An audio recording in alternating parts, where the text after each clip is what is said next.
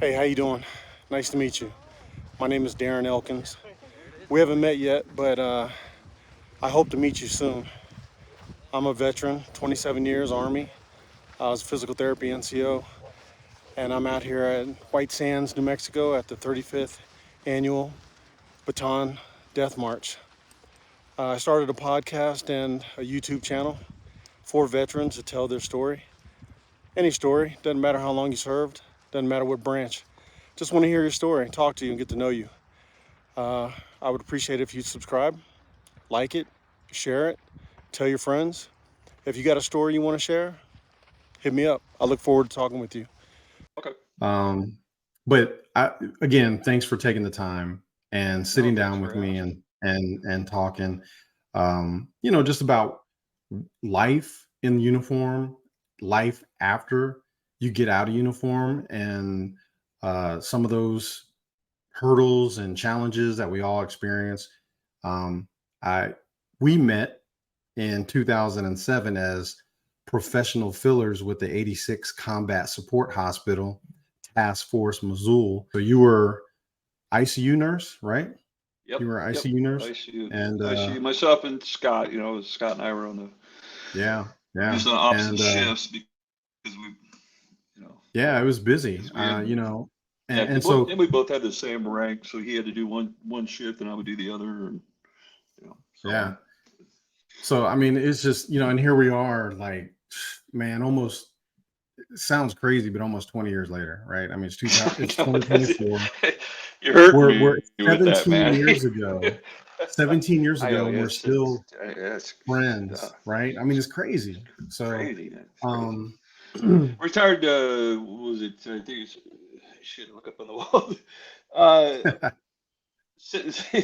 2016. 2016. okay. So Towards the end of the when year. Toward the end. before you joined the Marine Corps first, right? No, I joined the army first. Oh, I okay. wasn't So very bright, all right, man. when you huh? I wasn't very bright. I went to boot camp twice, but that's beside the point. when you what made you decide to join? Uh, Circumstances, I didn't have that. I grew up in the '70s. Young, my mom abandoned us and stuff, so we became wards of the court and blah blah blah. And we went on and but I always felt like I grew up in Portland, Oregon, so I always felt like that's what I kind of felt that area was for me. So it was an option. I graduated from I even got kicked out of Main Street High School. I don't know if you know that or not, but I got kicked. So I went to alternative high school and was working and I'll never forget the day because it was May 18th, 1980. That was when Mount St. Helens blew up. I was Yeah. up on Mount Scott, which is an equivalent eyesight. You're almost straight across eyesight. You can see Mount St. Helens, at least you could at that time. And I was sitting there with my best friend Doug Olson, man. I'm taking my bong hits and listening to my Led Zeppelin. We're playing horseshoes, and I'm like watching Mount St. Helens blow up. And I remember looking at him, going, "Dude, I need to change my life." So I joined the military. Gone. So Yeah. Did you have a plan, like, when you joined, like what you I wanted to didn't. do? I didn't. I had no idea. No idea. Shoot, I was just a kid. I had no idea. I had no adult figures above me either giving me ideas or guiding me in a way or saying, hey, Jason, this is a good thing to do, or have you ever thought about this or whatever. I had none of that. None of that. I mean, my total exposure was, you know, twice, and then those little yellow footprints in San Diego going, oh shit, what did I do? Yeah. But it was military and I adapted to it okay. I mean, you know, I didn't mind people yelling at me. It was like we're used to that. So, Right. And you came in 80? 1980, yeah. So, I mean, that's Right. pretty close to post Vietnam era. I mean, Oh yeah, like, it's real close. all my instructors were Vietnam vets. Yeah, and Yeah. I had one that actually he had shrapnel in his neck, and he used to talk like this, like and he'd come, he'd lay next to me and go, Montgomery, you're not gonna make it. You're not gonna make it. and he would just mess with me all the time, but you stay focused and you got through it. Uh, Kept my mouth shut. I mean, What was your MOS when you joined? but let's see, I think it was a medic. I think. Oh, really? Yeah, when I did the army thing. Yeah. 91 Alpha. Yeah. I think it was. Yeah, I think it was. It was something like. I guess what it was. I'd have to look at my DD 214. I got a couple of them. So Yeah, yeah. I And mean, then I you don't joined the even. Marine Corps. So what'd Yeah, you do? You yeah, got out and then you joined the Marines? yeah. I got out and fell in love. That kind Okay. of shit. Had a Yeah. baby on the way. So I was like, oh shit, need to do something need to do something. So they went down to San Diego. Did the Marine Corps for a while. It was a period of time. We were still quasi at peacetime. It wasn't. But I mean, we did different things. Did Westpacks and stuff like that. Whereas in the army, I went over to Germany for my very first time when I was just a young kid. I think I spent like maybe 18 months in Germany or something like that. I mean, just young kid, from Oregon, never been out of the state my whole life, and here I am in this European country. And Deutschmark were still then, still the Deutschmark. So America I when you mean, were what's it in. like when you're going into, I mean, what was that experience like for you? It was, I mean, obviously culture shock, to a way, but I embraced it though. I started learning out. I actually counted not too long ago. I mean, I've been to 38 different countries Wow. outside the United States. And, which is still only like, maybe one, not even 1/8 of what, the total amount of Yeah. countries that we have in this world, but it's still quite a bit, and I think I've come to the conclusion that if you can learn to, doesn't mean you have to like it, but if you can learn to appreciate food and appreciate music, you can probably get along anywhere. Yeah, right. Yeah. That's a resiliency You know? quality that we just have to you either embrace or you don't, right? No, it's a very true statement. I think resiliency is huge. I mean, it's because you get knocked down. I mean, duh. I mean, I've been knocked down several times. As far as Hmm. you because you're just a kid. And you're learning new things, and it's like anything else. You make mistakes. I've made a few. You know, uh, got my Article 15. So been there, done it. You know. Yeah.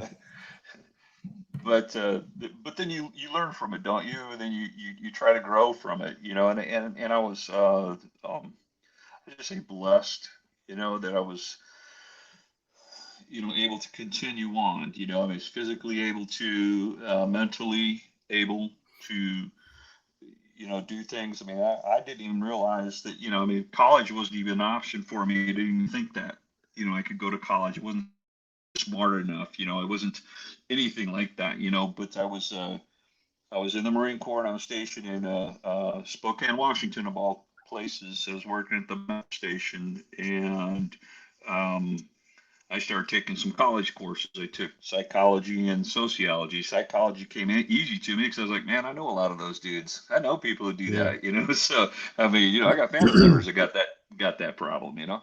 So, that's all right, man. People lose me all the Yeah. time, Darin. It's no big deal, man. Nah, man, it was, I um, mean, like I said, then I decided to get out, again, and at this time I had a wife and 3 kids. So I mean, yeah. talk about struggle, man. I can still cook top ramen 15 different ways. You know what I'm saying? I mean, it was Right. you do what you got to do, and unfortunately at that time, she decided, this ain't gonna happen, and she took my kids and went away. And I was at that time, I was still going to school, trying to make it. I was working 2, 3 different jobs. Whatever I had to do. I was cleaning toilets at the Toys R Us. You remember those Toys R Us? I was I do. cleaning toilets and working at the Spokane Country Club where all these snooty people were, and I was a little bus boy going around trying to make some extra cash while still going to school. And trying to do all that. So At that time, what were you going to school for? originally, I was just doing my associate's degree, and I hadn't really picked a plan yet. But then I'd Yeah. heard about the cardiovascular program, Mm, and I knew that if I took the cardiovascular program, I thought about nursing, and I thought, well, maybe I'm not smart enough to be a nurse yet, or whatever. And I was doing that, and then I got accepted to that program. There were 30 students that started. That was a 2-year associate's degree, 7 quarters, and I mean, I only 10 of us graduated after 2 years. I mean, it was very, very tough. And we did a lot of hemodynamics. Obviously, you're doing like Bernoulli's equation, Poiseuille's law, and just, all kinds of crazy shit. And so I went in, and before I actually graduated, that's when my soon to be ex wife decided to grab the girls and run off with her boyfriend. And she left me and gone. So, stayed down in people's basements and continued to finish the program because in my mind I had to finish the program. You don't start something and not finish it. I was very yeah. adamant about that. I mean, no matter what it was that anything I challenged myself onto, I was going to finish that, you know. And then it became a blessing, because here I finished it. I ended up in all places, Amarillo, Texas. That's where I got my first job after, I started working. And my daughters were living in New Orleans at the time. So I got to see them finally. It took me almost about a year and a half before I got to see them again, and Yeah. literally lived in my car for about 2 months, because I was on a stipends kind of thing, so I wasn't making any money, and Right. so I was eating like day old bread and bologna sandwiches and shit, and actually when I was so I was in Houston, Texas first, because you had to do so many procedures and so on and so forth, and then you could graduate. So I did that, and I needed a car, so I took my last $1,000 I had, and I went down there and I buy this car. And this is in the '90s, This is Yeah. pretty close to mid '90s and stuff. Um, and I remember I bought this old Volvo. It had no air conditioning. I'm in Houston, Texas. It's freaking July. I get this Yeah. phone call from this guy up in Amarillo. He says, "Hey, I heard you're going to be a registered cardiovascular tech. We would like to hire you because at that time you made less money than a nurse, right?" Yeah. So Yeah. he says, "If you can come here by tomorrow, you'll have a job." I drove Wow. this old Volvo with no motor mounts, by the way, because it was rattling too. Wow. Drove it all. It takes you 11 and a half hours to drive from Houston to Amarillo. That I can tell you. That's true. You know? You know Uh, what's funny is at that time, I mean, I'm just I gotta say this because mid '90s, you're in Houston. I ETS'd from Fort Hood and moved to Houston, and I was going to college in no Houston. way. God, that's Yeah, I was crazy. living at Yeah. my So dad's house, and that, I was going to school to get my license as a physical therapy assistant. no So kidding. That's crazy. yeah, so like I had gotten off active duty. I'm in the reserve. I didn't even know to go in the reserves. I was just like, well, I got 6 years in. I might as well join the reserves. Yeah. And Yeah. so it's just funny how our past, we're like there's a lot of similarities. Oh I, yeah. and you're a little older, but there's a lot of similarities. I mean, that struggle bus hits you, and you either get run over or you get on the bus and Or you you get on drive that mug, it. right? Just drive where you got to go, dude. I mean, it's so Yeah, funny. So I lived out in Katy. I stayed out in Katy, Texas, actually, and I worked obviously inside the Beltway there. Um, and then I ended up in Amarillo for about almost 2 years. yeah. Then my ex took the kids back to the Northwest. She went up to Bremerton, Washington, which is where they reside today. And so I decided, the thing about the cath lab though was again, and this is what prompted me to become a nurse was in a cath lab, you have to have a cath lab to get a job. There's no cath lab, you're not getting a job. So, it was one of those kind of positions, so to speak. So I thought, man, I probably should be a nurse then. So I get back to the Northwest, buddy of mine up there, he says, hey, come on back up to Spokane and come up here and get your nursing license and stuff. So I did, I went up there, and as I was doing that, as life happens, I was fortunate enough to, fall in love again, so I was blessed in that sense, and she comes from that kind of background too, she's half Mexican, half German, so she puts sauerkraut on my tacos. No, I'm just kidding. I'm just kidding. It's not true. But she lived in those dynamics as well. She lived in with her brothers down in Mexico. She grew up in Mexico. Down there, she was too güera, too white because she's Yeah. mixed. Down there she's mixed, and then she ends up living in East LA, and now she's Mexican. She's too Mexican to, so she lived in that kind of a world too. So we had a lot in common, and it just gelled. So and I got accepted into the nursing program. I joined the reserves to offset the cost for college, Yeah. and then got commissioned. I got commissioned in the late 90s or early, I think it was like 2000, I think 99, 2000, in the reserves. And then of course after that the war started kicking off. I went to a 2-week Wonder Boy course for OBC, officers Yeah. basic course. It was a 2-week wonder thing for reserves.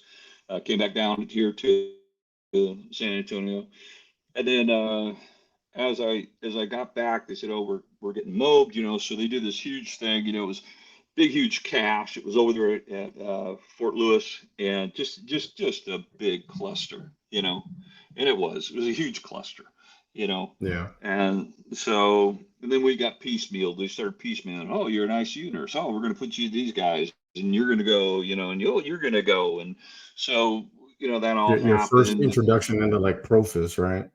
Yeah, exactly. And ironically, Darren, my whole nursing career has been Profist. I mean, I never was because I didn't even know, and that's the other thing. You don't know what you don't know. I Yeah. never realized that, I mean, had I looked back, and my father, though I never got along with the man, and I never lived with him very often, but and he totally hated me. Um,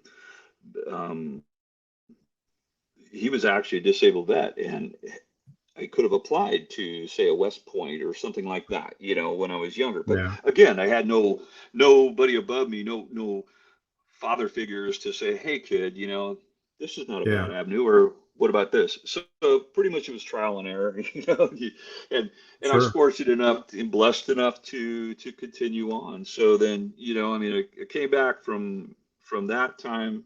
It was gone for about maybe 11, 12 months. And then I got back home to Spokane. I just bought my first house, never owned a house in my life, you know, bought my first house, and I'm working in the ICU. And because of my cardiac background, I started working in trauma and stuff like that.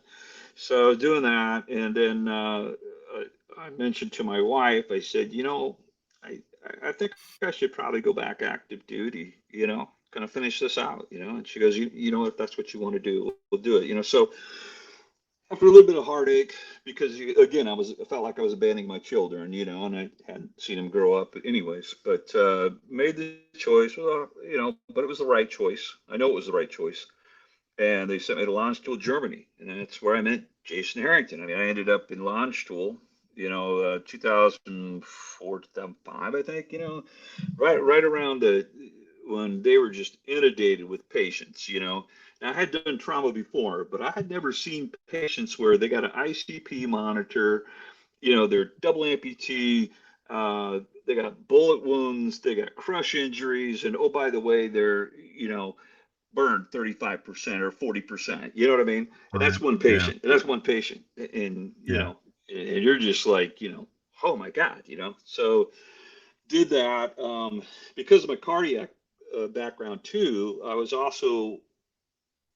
only myself. And if we were lucky enough to get reserve nurses that had the cath lab background, we were able to do cardiac. Anytime they did an intra-aortic balloon pump or anything like that, I had to take them. So I was with this patient. I would be with them 24 hours, 36 hours, whatever it was, until we could get them transferred back to the States, So that's kind of what I did in launch school. Just did a lot of trauma up there, work with fantastic people, obviously, I mean, some of the best, and they Yeah. were, we were getting docs that were, civilian doctors that volunteered their time to come over, to launch duels so that they could help the soldiers out in the Marines. Second Fallujah was happening then. Yeah. And Yeah. so, I was doing that. And then we got orders. Jason and I got orders to be with you guys, and I always thought that was crazy because they fly us from Germany to go to Fort Campbell. We go there, Yeah. and we thought we were supposed to have 30 days to readjust. No, no, no. We took a PT test like 2 days later. It's like, okay, whatever. But and It's then a we it fly was back. yeah. You know, It's I, interesting approach to assembling a cache, because yeah, I was a yeah. BOLIC instructor. I was at Fort Sam, Houston, at LTC. So I Oh, had yeah. 400 or 500 lieutenants, captains like you in 2001 going through learning how to be an officer, and that's what I was Yeah. doing. And they're like, "Hey, your number's up." I'm like, "Okay." I had no idea who I was going with. No. I mean, it's like you're deployed. It's like an individual deployment, you And know? yeah, it was in a lot of ways because obviously the indigenous people that were already there, all this Profus people that came in, we were kind of the Yeah, outliers, and they were like, we already know who's going to Baghdad, and you're not one of them. You know what I'm saying? right. And it's like, yeah, whatever. Mhm. I don't care. I mean, I've had enough trauma at that time. I'd already been up at launch till I was like, yeah, I got enough trauma. It's fine with me. I'll go up to Missoula. I don't care. You know Yeah, unbeknownst to me that would quickly change, because we'd actually got more patients than they got through, at yeah, a time yeah. frame there, Well, which was. hindsight 2020, we were extremely busy, but at the Mhm. same time, I think um, well, just a testament to this, right? We came together in a way that, you know, it was not documented how well we operated together. I find that to be a constant, especially when it comes to the nurse corps. That was the one thing that bothered me a lot is that, especially when, everybody, talks about all these, oh, we're breaking the ceilings, and the da da da da. Yeah, well, we were doing that too, but nobody was capturing that. Nobody was saying, Yeah. hey, what did you guys learn? What can we take home from this? If you Mhm. remember, we just had a couple, these guys here's your equipment. This is what I've done. Hey, good luck to you. You're Yeah, I like, well, know. I know. okay. Well, thank you. I mean, I don't know. Yeah. You know. So, but in the other thing, it again goes back to the resilience. We were Mhm. blessed that we had enough people who, like the Kents. Major Kent was a very sharp guy. He was a good Yeah. dude, Ranger guy. So he had some operational mindset in his mind, and so he was a good leader, and I really liked him a lot. Sometimes he'd do some crazy shit, but we all did. So Yeah. Yeah. it didn't take away from what he was doing as a whole. And I think that's the one thing that I did like about the military. It's not so much about me, the individual. It's Mhm. what I'm able to do for this team. For the mission, whatever that is. Yeah. and Yeah. uh and those are the things that you kind of missed when you step out of that world, and you go, oh gosh, now what is it? Yeah. Well, now it's about you, as Mhm. it always probably should be anyways, but you know you got to kind of wonder what draws you into doing something like nursing or being a doctor or being a physical therapist or something like that. You're out there to help other people all the time. When do you Right. start helping yourself? When do you do that? I don't know. I mean, because half the time I'd rather go do something for somebody else than for myself. I mean, I still do that. Yeah. Yeah, So, I mean, that's a true statement because I think, being in the medical field, um, it is a true testament to being selfless because yeah, not only are you, you know, is there a specific mission for the big army, right? But as individual patients and service yeah, members come through, or whoever comes through the door, it's doing the most good for the most people, right? yeah. That's what Mission you hope, first, you know. soldiers. Yeah. Mission first, soldiers always kind of mentality. And then you get lost in Yeah. that. I think a lot of people, service members, get lost in um, w- what their skill set is and what they've grown up to do in the army or in uniform. And then when they don't have that top cover, there's a sense of lost purpose. Yeah, I can see that. I can see where, I mean, it certainly, now, I mean, there's always that saying that people say, well, you'll know when it's time. When it's time, Mhm. you'll know when to get out. And I think there's some truth to that. I kind of knew it. I just, so after I deployed with you guys, of course, then I deployed a few more times afterwards, Yeah. and those were certainly, not that our place was not dangerous. It was. I mean, we're in a foreign country, and by the way, they don't like you, and they don't want you here.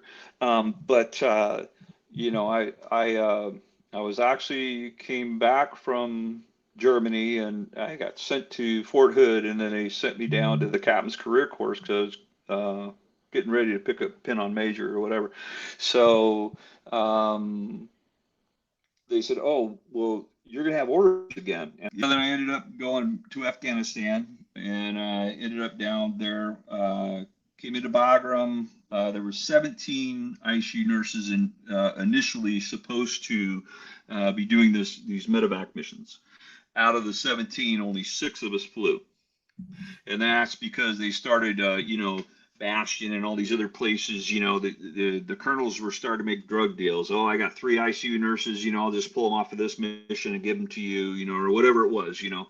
And so and medevac it was a hard sell. They didn't want nurses flying with them. Are you Yeah. kidding?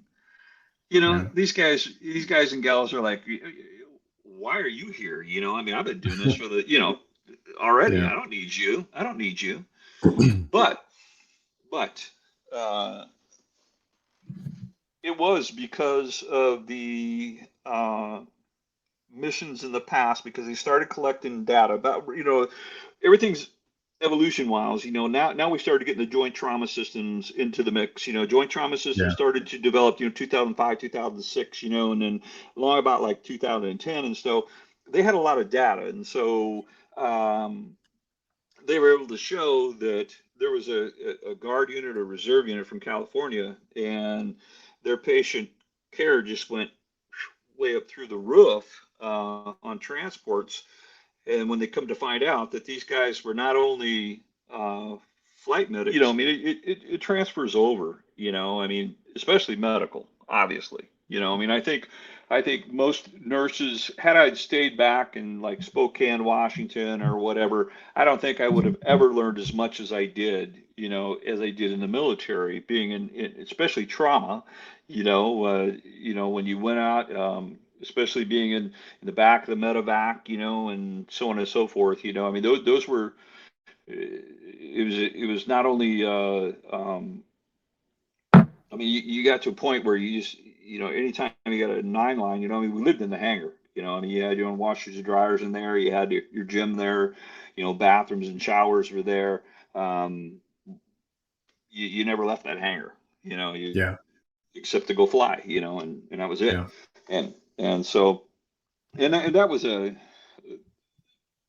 pretty hard to come down from as far as the adrenaline that you had, because you're always amped up. You're always like, and you're always trying to create new things to see how can I make this better? How can I make this better?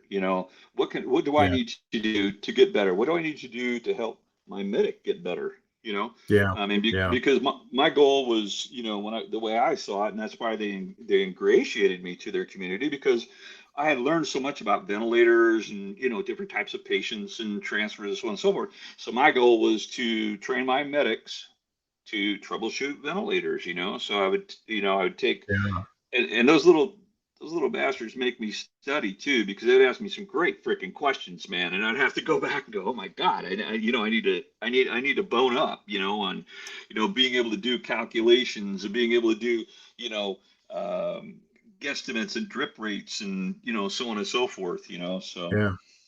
you know, No, sorry, that's sorry, I mean, sorry to talk so no, no, long. no. That's perfect. I mean, because it kind of leads into my a question I want to ask you. And again, Yeah. I know, like, so I wanted to ask you, like, when you came back from Iraq with the 86, did you seek out another a deployment, or was it just something that you came back and then it was like, all right, well, my number's up again and I gotta go? The latter. I didn't, I mean, we just got back, and Yeah. then I PCSed, and head back, and they said, Mhm. oh, you got to go down to, you're gonna do TDY and routes, you're going down to Captain's Career Course, and I said, okay, so I'm down in San Antonio, and ran across the detailer at that time. I don't remember his name anymore, but I knew of him, and he tracked me down, and he says, hey, Yeah. dude, you're going again, and I did say this though, and I will say this. I said, I stick me in an FST or something, okay? I don't want to do another cash, Yeah.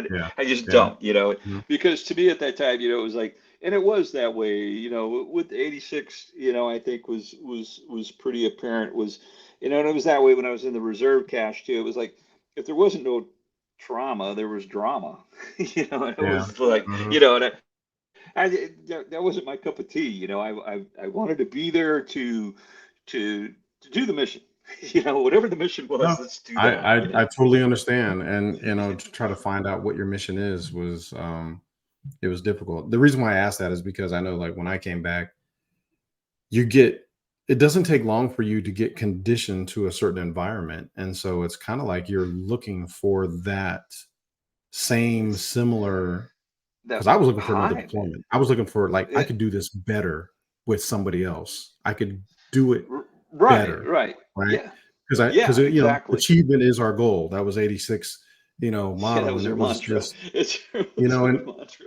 so we could have done it better if we had a that's how I felt, so I was like, I'm looking for Yeah, something. yeah, yeah. But, I, um, I, I could, I could see that. yeah, yeah. So, what was your worst day in uniform? Shit. Uh, I mean, I've had a few.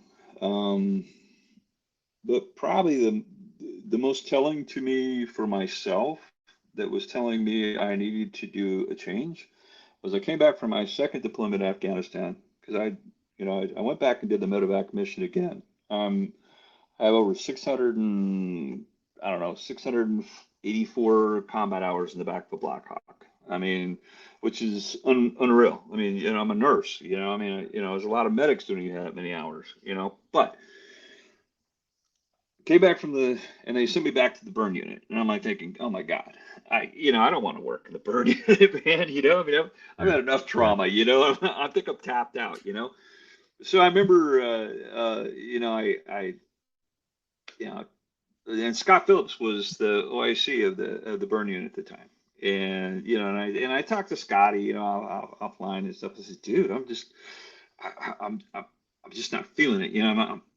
I'm not there, like I was, yeah. and I remember they gave me I think she's like, I don't know, 30-some-year-old female that burned herself up with a can of gasoline, and because her boyfriend left her, and just, Mhm. like, God, probably 4 or 5 months later, I'm in the back of a Blackhawk trying to pour down my last bit of blood in this kid, that I'm trying to get back to the hospital, and I'm like, still got another 45 minutes in flight, and I'm like, pucker fecking or 96 or whatever. But I used to stand up there in the parking lot there at the hospital, and I used to go to, the very top Yes. of the parking lot.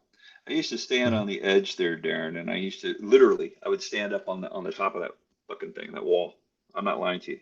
And I would just look down, and I would just wonder, am I going to hurt that long when once I hit, and then it'll be over? You know, because it was, I couldn't go into the hospital. I started shaking. I started physically shaking. I didn't want to do this anymore. So I took my nursing license and slid it across the desk. And not to Scott, I did to the colonel and said, "Yeah, I'm done. I'm tapped out." So that was probably one of my worst days because I felt like I was, sort of like being a punk. I mean, I just punked out. And I'm done. Yeah. But I think it was a smart thing to do. Yeah. I forgave myself for it. I mean, I don't like disloyalty. I don't like, 'cause I'm a very loyal person. Duh. I mean, it's Yeah. in our DNA, loyalty, honor, duty, all that shit meant something, still means something to me, I mean, Yeah. even in the civilian side of it, it still meant, those words mean something to me, Yeah. so, Uh, I, I hope that was, um, again, you take on a lot of energy. You take on a lot of energy yeah, from that. There's not a lot of positive stuff that's happening when people not are, really, especially when it's sick, ill, or when injured. yeah, when you're with the person on their worst day, I mean, it's Yeah. and Yeah. so you got to but you thrive, but again, like you said, when you thrive for it. I mean, when I knew I was going back for that mission for the second time, I was Yeah. stoked. I was Yeah. like, oh yeah, I'll do that Yeah. again, Mhm. and that was like in 2013, 2014, right towards the end of 14 into 15, and I gotten orders that I had to come here, San Antonio, and man, and it was a great mission. I mean, I learned a lot more, obviously, from previous missions and stuff. So, uh, and by that time, a lot of the medics now were paramedics, so their level of knowledge was a little bit more. And the one thing, though, I will tell you. So when I got out of the military, I mean, I know I'm jumping a little bit farther forward for you, and I apologize for that. But one thing I've tried to do for medical people, and when I started training docs and nurses and stuff, I tried to let them know that, I hated that context when they would say that, oh, he's just a basic medic or she's just a basic medic. There's no Yeah. basic medic, okay? It's fundamental stuff that they know. And these fundamental things are what saves a person's lives. And oftentimes when you see these other educated people or whatever, and they're up in these, high towers and shit, and they, you know, you want to save a life, fundamentally you need to learn these things first before you move Yeah. on to the next, and don't forget those things that I saw that often when we were in the 86, we would do traumas and so how many times did it take us before we actually started working like a well-oiled machine? There was quite a few times that it didn't go so good. I mean, Yeah. we were getting Yeah. That inundated with first blood patients. drive. Oh God, man. I Oh remember I God. remember Jeez. that first Oh, I wouldn't say it was a mass cal, but we had 3 casualties that came through, and Gilletto wanted to do an AAR, and we went around the room and everything, and Gilletto was like, "Sergeant Elkins, what's your assessment?" And I was like, "It was a clusterfuck." there you go. And he was like, "Oh, well." I was like, the trauma bags weren't, No, put together correctly, no. and the ER owned them. So I took them. We didn't know what blood was needed for the casualties. And so they had just all these soldiers waiting. They're battle buddies, right? So everybody Yeah, wants to do something. So it was that kind of mentality. It's just like it was a clusterfuck. it But was. we got our shit together, and I think the frustrating thing for me in that environment was the organic folks, most of the majority of the organic folks just kind of stepped back. And It's funny those you of us say who are that. profists had Yeah. to step up and figure out and come together to execute and do our jobs well. You remember when I had to do 30 days over in Baghdad because Yes. the nurses in Baghdad said Mosul nurses don't do anything. So here they spend all this frickin' ass money to fly my dumb ass from up from our place, which was busy, down to Baghdad. And I'm sitting there, and and I knew some of the nurses, so that was cool. Kitty Porter and all these other nurses that we had deployed with. I knew who they were, and they were pretty good. A lot of them were really good, but there were a few that were not. These were just nurses that they didn't know what the hell they were doing, man. I mean, I take this report, this patient report, and this guy's got an ICP monitor in him because at that time the doc that was, I'm not going to say any names, but that doc, he was kind of a cowboy. He liked to, hey man, watch this. I'm gonna do this, whatever. Yeah. I'm glad you're a doc, whatever. But anyways, the patient had an ICP monitor, and I remember looking at the chart, and I'm sitting there, and she's giving me a report and stuff, and I look down there, and I'm looking at the ICP monitor. It probably should be positive. You know what I'm saying? A negative pressure is probably not good. This whole freaking chart has negative pressures on it. I'm like, what the hell? And it doesn't make no sense to me. So I look at it, and I just re-zeroed it, and oh, what do you know? He's got a 7 or an 8, ICP, and I'm like, oh, and she goes, oh my God, that's awesome. Oh, Mm. Hmm. man, man. And then Fundamentals, right? Going back to the yeah, that's what I'm fundamentals. saying. I mean, it goes Yeah. back to being the fundamentals, man. So I hated Yeah. that term basic. So I really tried to facilitate the philosophy of medicine to me was, you got to know your fundamentals. And so when you're going through 91 Alpha, Bravo, whatever you want to call it, it's the fundamentals. You get those hardwired on your drive, and then you move on from there. But What's your yeah, best day? What was your best day? I, uh, um, let's see there. You see it? Yep. And they're Yeah. right here. That's my Yeah. NCO sword, of course. But I was presented Golden Spurs Hmm. when I was with 10th Mountain. We were supported by 66 Cav. Uh, at that time, we were doing a lot of hoist missions too, man. I mean, it was freaking crazy, dude. I'd never seen anything like that before. Never had my cojones up in my throat so much either. But we're out there, and these medics, man. I mean, I had one that, um, and you said uniform. That's why I didn't tell you this story, but because that was absolutely one of my worst days. That just happened about a year and a half ago. But anyways, uh, all the Cav people came in. They gave me I got my Stetson up there. Gave me my Nice. Cav hat, and you had to do the little drink, with all the hot spicy shit Yeah. in there and all that stuff, because your horse is going thirsty, whatever. And I actually rode a wooden horse because they didn't have a real horse. So, but then but then they gave me the golden spurs, man, and I just I thought that was such an honor. I mean, I was just like, Yeah. I mean, yeah, there's other ones too. I mean, certainly when I graduated Marine Corps boot camp was a huge honor, and so on and so forth. Being commissioned was pretty cool, but I never did any of the big celebrations and stuff, like Jason did his retirement ceremony, which I thought was beautiful, man. I just never thought Yeah. of it. I was just ready to go. I'm like, I Sure. don't care. I'm out of here.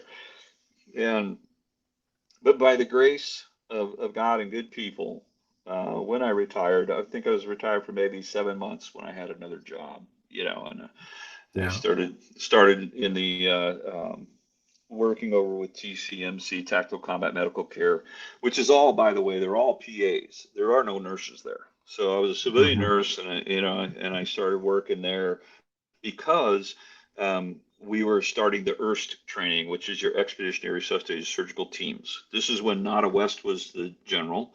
Yep. She decided that she wanted to have this 8-person surgical asset that you could attach to special forces teams and Navy SEAL teams. And so that's what I Yeah. started doing because of my prolonged field care experience and my other past experiences. So helped to facilitate that, and I did that for almost 3.5 years, and then it kind of went away. Even though Special Operations Command still wanted the product, MedCom was not going to support it anymore. Again, Yeah.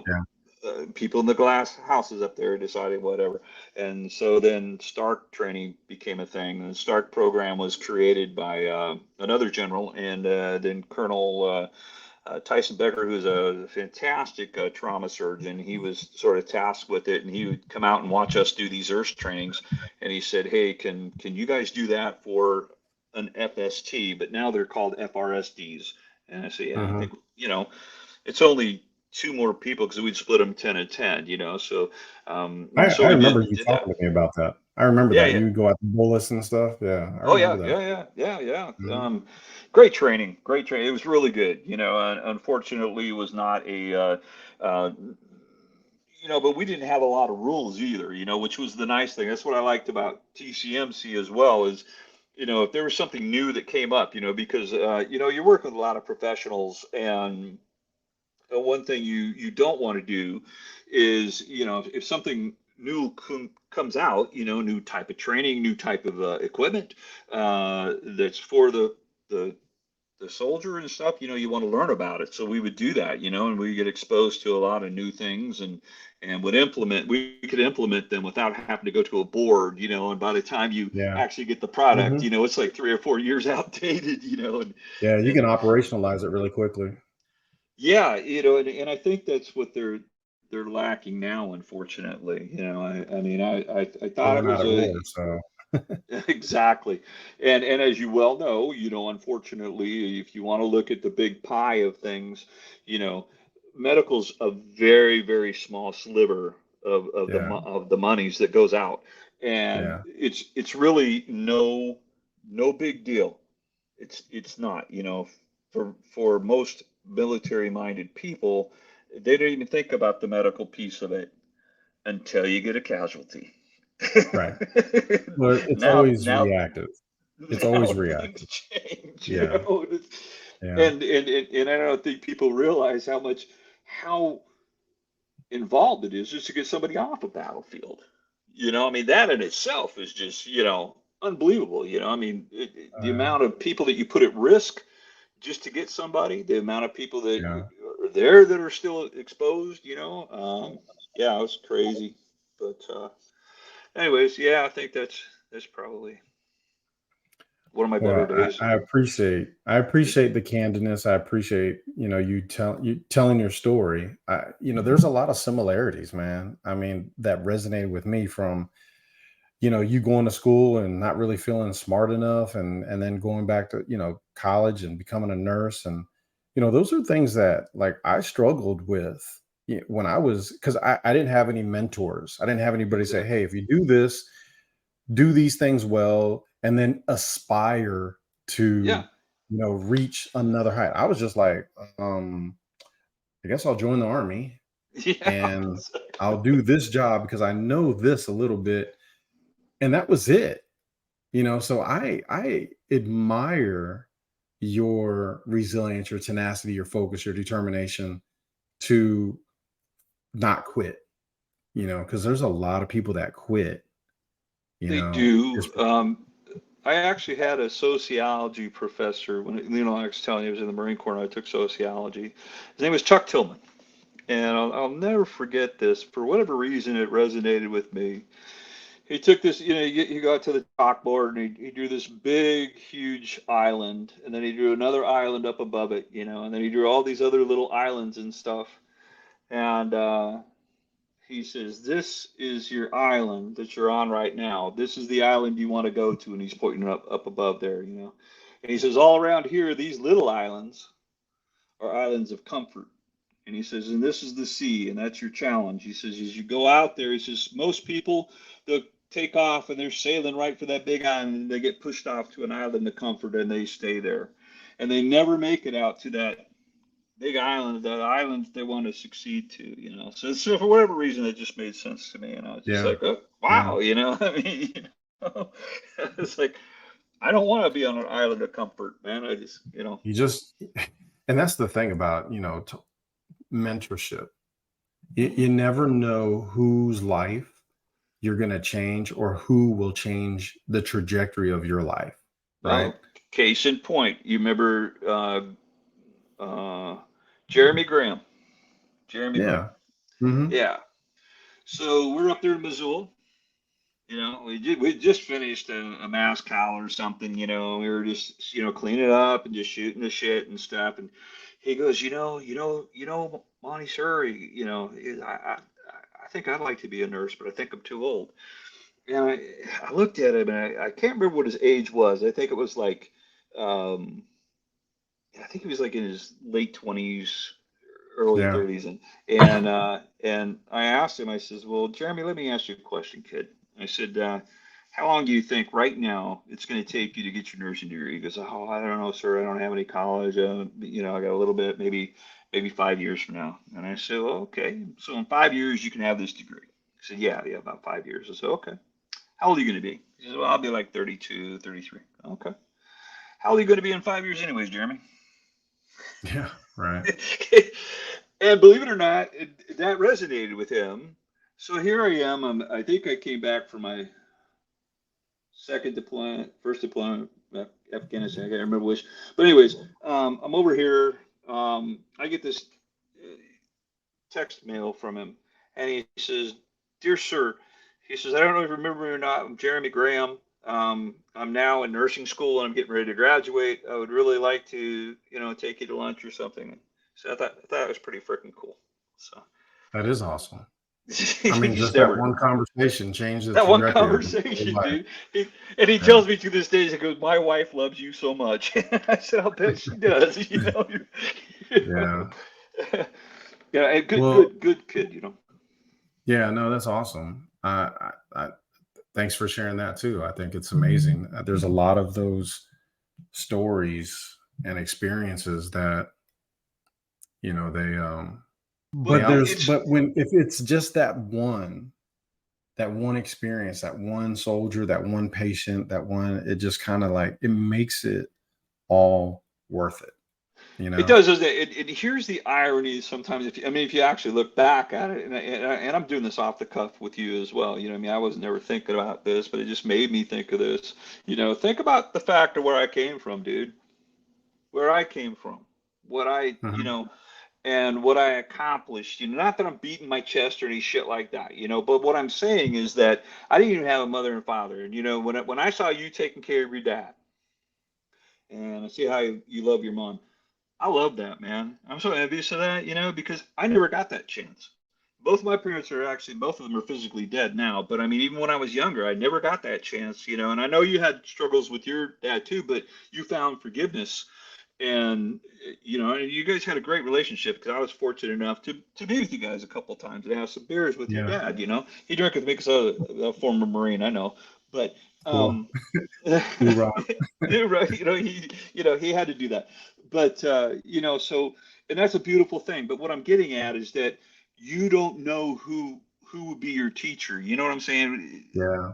Yeah. And they may have the worst background in the world, but they were able to give you that little bit of that little nugget that changed your trajectory. And I was blessed, and that's the way I look at it. And you know me. I always, write to you if I'm saying something. Hey, have a blessed day, or whatever. I say, I Yeah. think I'm blessed. And I'm blessed. I mean, it's just, and look at where you're at. I mean, it's a wonderful thing, man. I mean, you've done so good for yourself. Thanks, And brother. it's just awesome to see that. I mean, and I think everybody's doing pretty good. I mean, but we did form a bond. And Yeah. you do form that when you're with people that are in the same situation, regardless of what your background was. That didn't matter. What was, and I always tell people this: it's not where you came from, man. It's where you're going to. That's Yeah, what's absolutely. important. Call it trauma bonding or whatever, but I mean, Whatever. you But know, I look at while we were in that, and even today, you yourself and Jason and Scott and some of the other folks, still communicate with. I remember when I was like a specialist or a corporal at Fort Hood, my first, term, You remember the Army Times, the old paper, and you could look in Oh the yeah. back, and there's like, these old people are like reunion, wanting to meet anybody from, So and so, 152 FSB or whatever. You're like, who are these people? and We're those people. we are those people. We're those I, people. It's like, I, I, dude, I man, know, you man. remember 20 years ago? Yeah. Oh, it's crazy, but it's nice because that is it's an alumni like no other, I think, Yeah. and we gone through some really great stuff, but at the core of it too, though, we're blessed to be here. I mean, like I said, my worst day was just not only, it's almost gonna be 2 years now, and that was my medic that I sent you guys a thing on that, that he had Mhm. unfortunately, I mean, he was a rock star, dude. I mean, Yeah. he was from Wisconsin, which means he was a cheesehead, so I forgave him for that. But he was, the kid he did not have a formal education, but he was smart. He would read a lot.